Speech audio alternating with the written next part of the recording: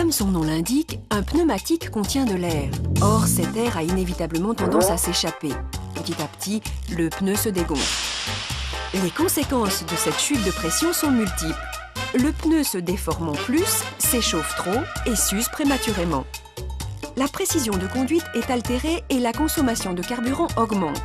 Au pire, on risque la dislocation avec perte de contrôle du véhicule.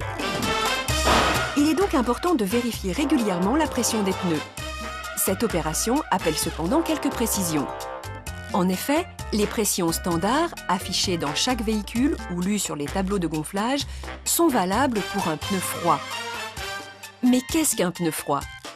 C'est un pneu n'ayant pas roulé depuis au moins 2 heures ou ayant roulé moins de 3 km à allure réduite en ville, par exemple. Autant dire que bien souvent, lors du contrôle, le pneu sera chaud.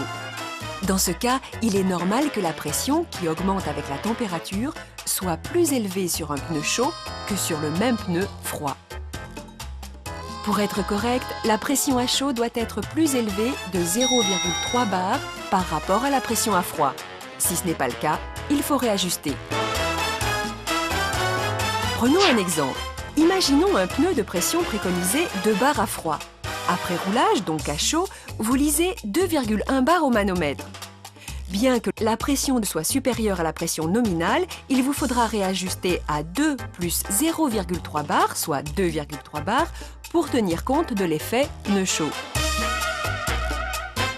Et si dans le même cas de figure, vous lisez une valeur supérieure à 2,3 bar, eh bien une règle d'or s'applique. Ne jamais dégonfler un pneu chaud. D'autres circonstances peuvent amener à adopter une pression de gonflage supérieure à celle préconisée. Plus 0,3 bar dans la perspective d'un parcours sur autoroute d'une durée supérieure à 2 heures, plus 0,4 bar sur les pneus arrière d'un véhicule tractant une remorque ou une caravane. Vous l'aurez compris, la pression des pneus demande une attention particulière. Elle doit être contrôlée au moins une fois par mois et systématiquement avant un long trajet. Et pensez bien à remettre les bouchons de valve.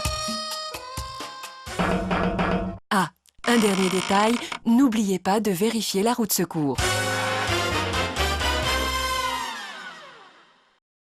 Michelin, une meilleure façon d'avancer.